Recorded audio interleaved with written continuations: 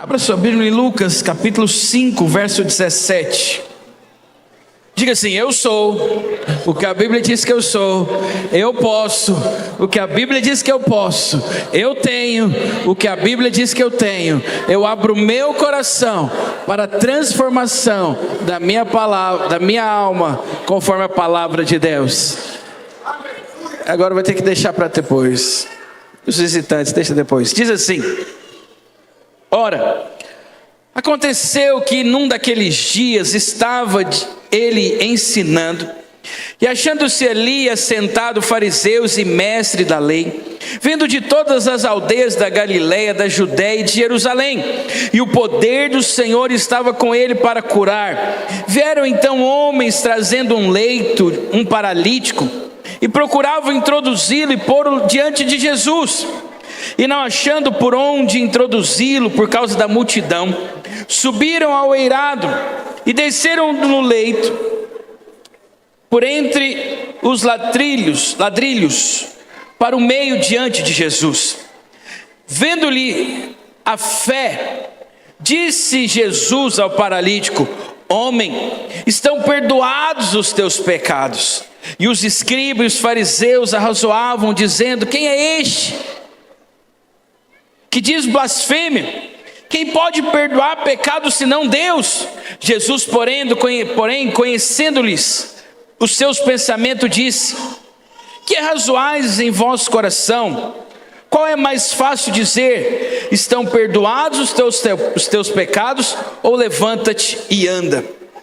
Mas para que saibais que o Filho do Homem tem poder sobre a terra e autoridade para perdoar pecados, disse ao paralítico: eu te ordeno, levanta-te, toma o teu leito e vai para casa. Imediatamente, por algum momento subjetivo, onde ninguém podia ver, todos ficaram atônicos, surpresos, assustados com o tamanho milagre que Jesus tinha feito. Mas isso me leva, diante desse texto, para as seguintes questões.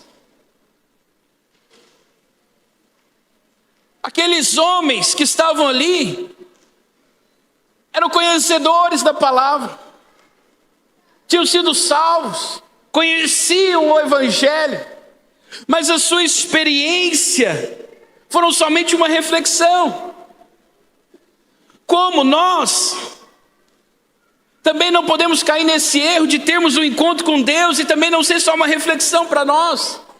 Como às vezes nós podemos vir para um culto e não ser somente um momento de avaliação. Como que eu faço para ter um encontro com Jesus e isso ser algo real sobre a minha vida? Para que a vida cristã seja realmente uma experiência gostosa, alegre de se viver todos os dias da sua vida. Mas eu creio que tudo isso é possível somente quando nós levamos todas as coisas para o nível espiritual. Quando eu coloco tudo isso diante do Senhor. E aí nessa noite, rapidamente, prometo tentar terminar no horário. Não estava no meu calendário essa oração, mas eu senti. Para que você não fique ansioso, vou falar 3 experiências que você precisa ter, para que não caiamos no erro desses religiosos, desses escribas, que às vezes estão ali do lado vendo o milagre, mas a sua preocupação é maior com aquilo que eles têm, do que aquilo que as pessoas precisam viver. E a primeira coisa é que a expressão de amor é significativa, mas a concretização desse amor é algo mais real. Então, o que Jesus estava ensinando ali? Que quando a gente fala de amor, quando a gente tem lindas palavras, é algo maravilhoso, mas você sabe, a expressão, a manifestação, a concretização desse amor é a experiência real. Você sabe, irmãos, eu aconselho alguns casais, e não é 100%, não é todos assim, Mas você sabe, é interessante que por algum momento a vida deles na internet, nas redes sociais é maravilhosa, é uma coisa linda, mas a prática de todas essas coisas não se passa de uma foto de internet. Por isso que eu estou te dizendo que a sua experiência, ela não pode ser somente um efeito religioso. Você precisa conhecer a expressão real do amor de Deus. E é interessante que nesse contexto, isso aconteceu. Aquelas pessoas conheceram o amor de Deus. Eles sabiam que Jesus podia curar, sabiam que Jesus podia transformar. Mas aqueles amigos decidiram amar aquele paralítico mais do que a si mesmo. Eles pegam aquele paralítico, atravessam toda a cidade com ele nas costas. E aí chega lá onde Jesus estava, naquela casa. Eu acredito que às vezes alguém poderia virar para eles e dizerem: olha, para com isso, não dá para esse homem entrar, não dá para fazer nada, está lotado, volta amanhã.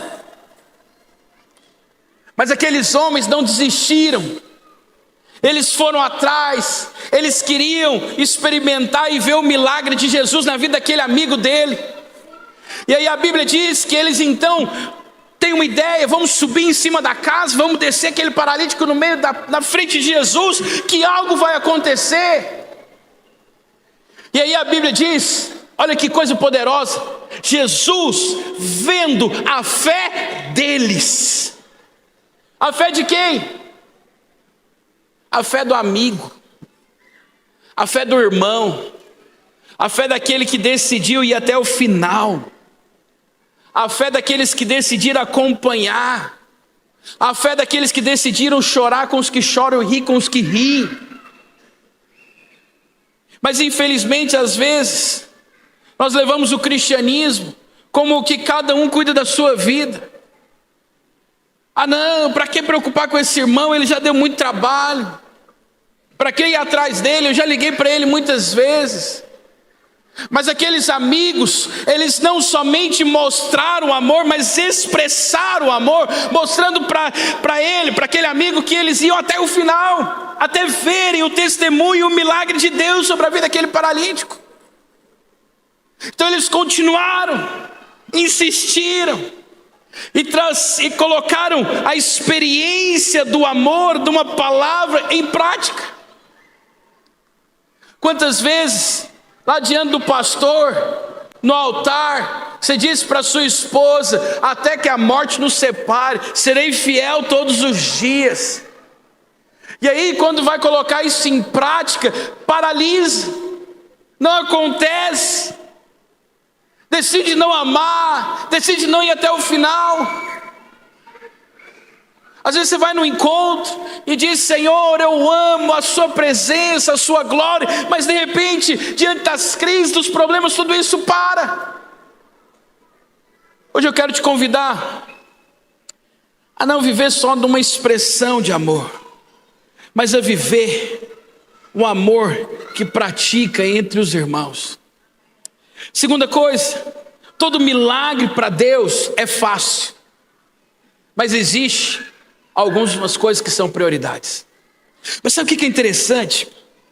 É porque a primeira coisa que você precisa crer é que não há milagre impossível para Deus. Não há milagre que Deus não possa fazer, não há poder que Deus não possa manifestar, não há enfermidade que Deus não possa curar. Não há casamento que Deus não possa restaurar, não há droga que Deus não pode libertar. Deus é poderoso para fazer infinitamente mais do que você pode pensar ou imaginar. Só que preste atenção, há algumas coisas que são prioridades para Deus. Aquele homem, ao ser descido pelos seus amigos no meio da casa e colocado diante de Jesus, o que você esperava e o que os amigos esperavam era que Jesus curasse. Mas Jesus, ele surpreende todas as pessoas naquele lugar. E ele diz: olha, os seus pecados estão perdoados. Os fariseus se levantam rapidamente, indignados com aquela situação, indignados com aquilo. Os amigos provavelmente também ficaram indignados. O paralítico talvez ficou até triste com a situação. Mas você sabe, Jesus sabia o que ele estava fazendo. Porque talvez ao lermos a história, nós não percebemos o que aquele homem passava dentro dele. Nós não sabemos o que levou aquele homem a se tornar paralítico. Nós não sabemos o que levou aquela pessoa, os sentimentos que havia dentro dele. Você sabe, irmãos, há muito crente frustrado com Deus, porque ele fica batendo na porta e achando que Deus é um robô dele, que tem que fazer da mesma maneira ou do jeito que ele quer. Mas aí, diante do paralítico, o que você queria era que Jesus logo falasse para ele: levanta e anda. Mas você sabe, há alguns momentos na sua vida que há um processo, que Deus tem que fazer outras coisas para assim chegar no milagre. E aí você se frustra. Por quê? Porque Deus não fez do jeito que você queria. Mas você sabe, Deus tem prioridades, Deus tem maneiras de tratar você. Porque há pessoas que têm duas pernas, que andam, que correm, mas são paralíticos na alma, que não conseguem resolver os seus problemas, que são feridos. E aí, às vezes você está pedindo algo para Deus, mas Deus está querendo falar para você: estão perdoados os seus pecados. Às vezes a maneira como Deus vai agir é diferente da maneira como você quer. Por isso eu quero te convidar nessa noite a você ter uma convicção clara diante de Deus, que Deus sim quer fazer na sua vida. Deus sim quer operar um milagre. Deus sim quer fazer o extraordinário. Deus sim quer curar o paralítico. Deus sim quer realizar o seu sonho. Deus sim quer te dar o carro. Deus sim quer te dar a casa. Mas às vezes o processo como Deus vai fazer não é da maneira como você pensa. Porque nós somos a geração fast food. Nós queremos dormir e acordar na casa própria. Queremos sair de casa e tá lá o carro com um lacinho vermelho na porta da casa escrito: presente do céu. Não é assim? Seja sincero. Você não queria? Ou não? Eu queria. Seria muito bom. Mas você sabe, às vezes se Deus fazer isso tudo com você, você só vai fazer cagada. Desculpa a palavra. Estelfa, meu nojo. Você só vai fazer besteira. Por isso que Deus tem que às vezes transformar algumas coisas, arrumar alguns caminhos. Para quê? Para que possa chegar naquilo que você tem pedido. Você sabe, irmãos, eu vou te falar, teve muitas e muitas vezes que eu pedi para Deus, insisti com Deus, e Deus falou: não, não é o momento, não é a hora, calma o coração, não é assim. E você sabe, depois que passou, eu olho para trás e falo: obrigado, Jesus. Porque se eu tivesse recebido naquele momento, meu Deus. Você sabe, o que você precisa entender é que Deus tem um processo, e Ele vai agir de acordo com o processo dEle. Ele vai agir da maneira dEle. Por quê? Porque Ele sabe de todas as coisas. Ele sabe o que é melhor para você. Ele é o seu Pai. Ele quer cuidar de você. Não há nada impossível para Deus. Mas de vez em quando você precisa passar pelo processo. Terceiro e último: tenha convicção, mas decida amar. Você sabe o que é mais interessante, Alexandre? É que aqueles fariseus, eles estavam certos. Por que eles estavam certos? Porque o próprio Jesus dizia: eu sou o Filho de Deus. Sim ou não? Isaías capítulo 42, verso 25, 44, 22, 54, 7, e em outras porções, ele diz que somente Deus tem poder para perdoar pecado. Então quando Jesus fala aquilo, aqueles fariseus começam a discutir entre eles. Eram conhecedores da Bíblia, eram homens sábios, Eram homens que conheciam, decorado, todos os 5 primeiros livros da Bíblia. Só que, você sabe o que é interessante? A convicção era maior do que o amor. Eles não entenderam que quando Jesus também estava na terra, ele dizia: eu e o Pai somos um. Você sabe, às vezes as suas convicções, às vezes o meio versículo que você sabe, às vezes alguma referência que você pega no ar, te coloca convicções, que às vezes você não consegue experimentar aquilo que Deus tem para você. Quantas vezes as pessoas viram para você e dizem: cuidado, Deus é justiça. Cuidado, cuidado, que Deus vai te condenar.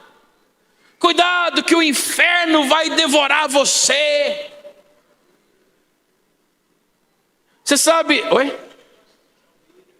Te humilha, jovem. Você sabe, tudo isso é verdade? Está na palavra? Tá. Só que eles pegam meia palavra do evangelho, e aquilo se torna uma convicção, uma certeza, e você não experimenta aquilo que Deus tem, e você não experimenta aquilo que o Senhor tem para você. Por quê? Porque às vezes a sua convicção é maior do que o amor e da esperança que há dentro do seu coração. Você sabe, Jesus, ele veio para quebrar toda convicção,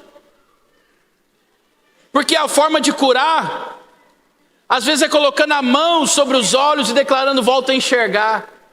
Mas Jesus cospe na terra, passa o dedo, faz uma lama, passa nos olhos, fala: vai lavar que você está curado.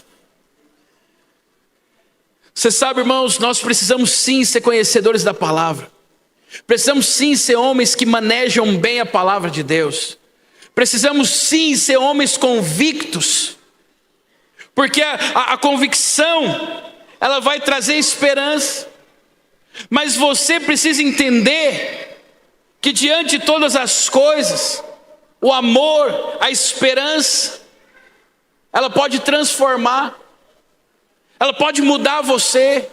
Às vezes a maneira como você está lendo, ou a sua convicção, está totalmente errada, e aquilo tem impedido você de experimentar o que Deus tem para você. A pergunta que eu faço é: as suas convicções bíblicas, ela tem te levado a ser o melhor marido, a ser o melhor pai, a ser o melhor filho, a ser o melhor empresário, o melhor líder, o melhor discipulador, o melhor pastor, ou não? Você sabe, se não, tem algo que está errado na sua visão. Vou te mostrar um exemplo muito claro. Imagina se eu pego alguém aqui, usa óculos, deixa eu ver. O Hilário. Não precisa de vir não, Hilário, só tipo um exemplo.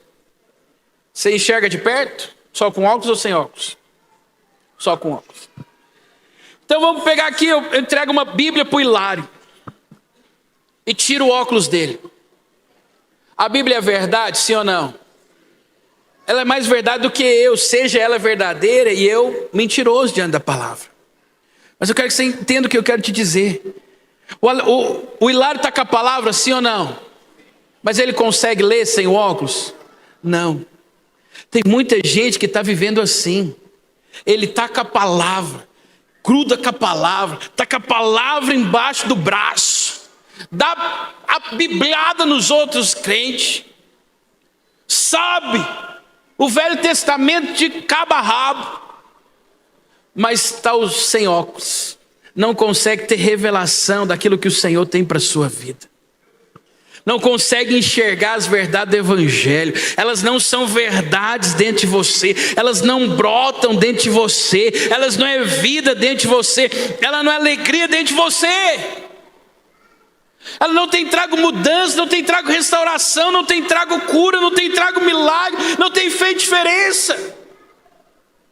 Ninguém vê diferença em você no seu trabalho, ninguém vê diferença em você no seu casamento. Por quê? Porque está com a palavra, mas não tem a revelação daquilo que ele está ouvindo. Aqueles homens, irmãos, vou te dizer, eram iletrados. Homens que conheciam bem a palavra de Deus. Dá chá em Bíblia em qualquer um de nós aqui. Mas não tinha a revelação. Tinha a convicção clara de tudo. Mas não experimentaram o que Deus tinha. Não experimentaram a verdade do Evangelho. Não sejamos nós esses homens. Você sabe, houve algo que dividiu toda a história do Evangelho. Você sabe, teve algo que nos uniu. Jesus naquela cruz, ele pegou você de um lado na sua mão, pegou Deus do outro e nos uniu, para que possamos ser um com o Pai, para que possamos ter experiências reais do Evangelho, para que possamos não somente ser crente dentro de um prédio de 4 paredes, mas vivermos o Evangelho fora daqui. Nós não estamos aqui pregando uma religião. Você sabe por quê? Porque é muito mais fácil eu falar para as irmãs: irmãs, é pecado usar calça. Ia contar uma ilustração aqui, mas ia ficar feio.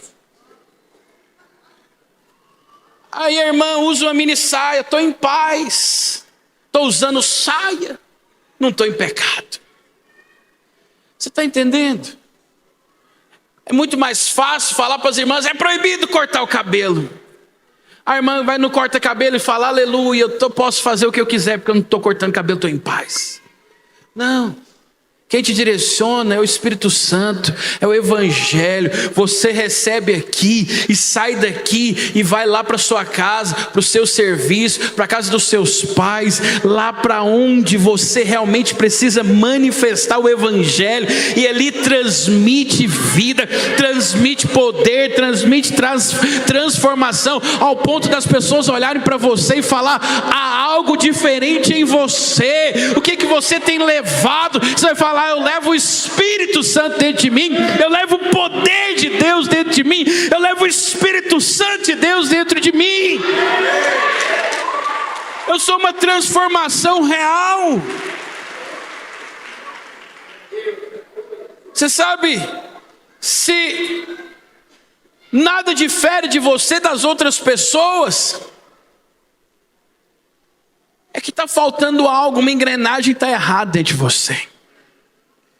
E o que te diferencia, vou te falar, não é a roupa que você veste, não é o cabelo que você não corta, não é a bermuda que você coloca, não é a barba que você não faz. É o Espírito Santo que está dentro de você. É isso que vai mudar as pessoas. Queria que você colocasse de pé onde você está.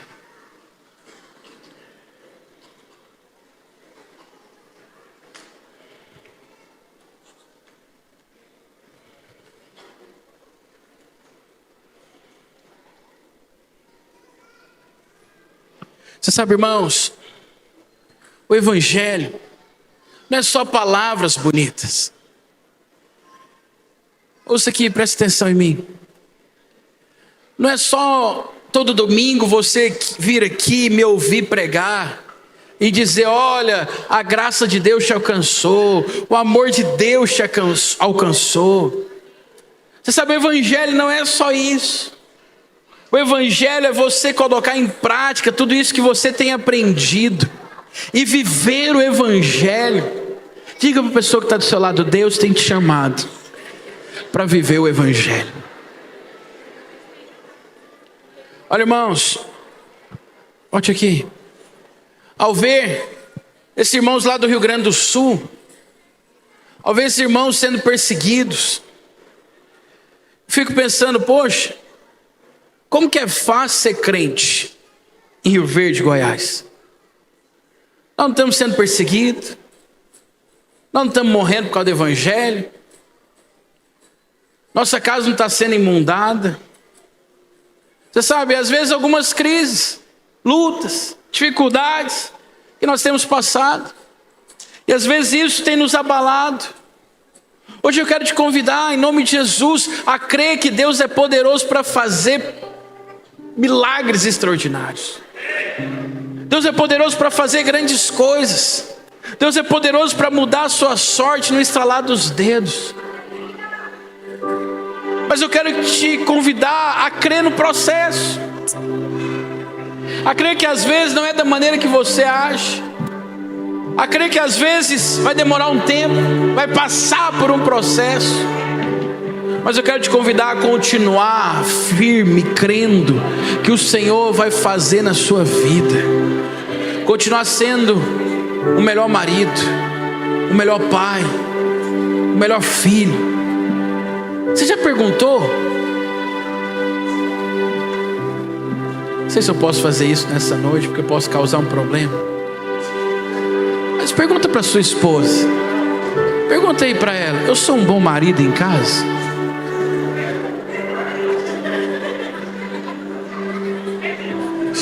Sou um bom marido? Volte aqui. Agora pergunta a sua esposa. A esposa pergunta para o marido: eu sou uma boa esposa?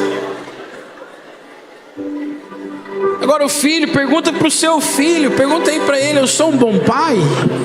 Sou um bom pai? Agora você, filho, pergunta para o seu pai: eu sou um bom filho? Linda. Preste atenção. Volte aqui. Aqui tudo é muito lindo. Todo mundo vai sorrir, vai achar engraçado. Mas quando você entrar no carro é que vai mostrar a realidade. Vai lá no seu serviço. Pergunta para o seu funcionário se você é um bom patrão, se você tem expressado a presença e a glória de Deus. Mas você, funcionário, também pergunta para o seu patrão se você é um bom funcionário, se você tem levado a presença e a glória de Deus. Você sabe, pergunta para os seus discípulos se você é um bom líder, um bom discipulador. Você sabe, irmãos, volte aqui, volte aqui, volte aqui, volte aqui. Jesus, a Bíblia diz que as criancinhas amavam a presença de Jesus. Você sabe, criança, ela não mente, não é verdade? Criança não vai com gente rancorosa, com gente triste, amargurada. Criança vai só quem é divertido, quem é alegre, quem tem vida. Você sabe, esse é um sintoma se você é alguém ranzinhos ou não. As crianças gostam de você. Sabe, eu sei que eu tenho que melhorar muito, mas a minha esposa, aonde ela chega, vira creche. Ela reúne crianças de todos os lados, vem criança de todos os bandos. As crianças gostam de estar dentro dela, e ela briga com as crianças, e a criança gosta de ficar do lado dela. Eu fico pensando: poxa, eu dou bombom. De vez em quando a Gabriela, a Alice: oh, minha filha, fulano, vamos dormir aqui em casa. Eu falo: uma de cada vez. Mas volte aqui. Você sabe, hoje eu quero te... Hoje não é uma palavra de apelo. Hoje é uma palavra para que você possa sair daqui e falar: eu preciso levar o evangelho onde eu estou.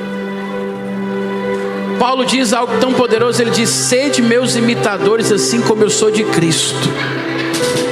E a minha pergunta, e eu oro para a gente participar, para a participação da ceia: você tem sido a imagem e a semelhança de Cristo aonde você está?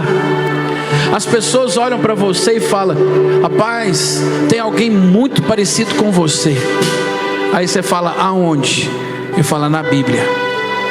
Porque você é imitador de Cristo. Ou não? Ou eles falam: tem alguém muito parecido com você. Aí você fala: quem? Lá em Apocalipse, o dragão que tem emergido. É sério. É sério. Você sabe, tem gente que... Estou quebrando gelo, mas tem gente que é muito bom aqui dentro da igreja. É muito bom para os irmãos, é muito bom para os amigos, mas é péssimo para a família. Ei, não é que você vai deixar de ser bom para os amigos, não. É que você vai ser melhor para a sua família. Queria que você fechasse seus olhos onde você está. Eu queria que você falasse com Deus nessa noite. Fala: Senhor, eu quero ser a manifestação do Senhor aonde eu estou. Eu quero levar o Evangelho aonde eu estou. Que eu seja a cada dia a imagem e a semelhança de Cristo. Que a cada dia eu manifeste Cristo através de mim, para minha família, para os meus amigos, para as pessoas que estão perto de mim. Começa a orar e começa a declarar isso nessa noite. Fala: Senhor, eu quero ser a manifestação do Senhor fora dos prédios da igreja.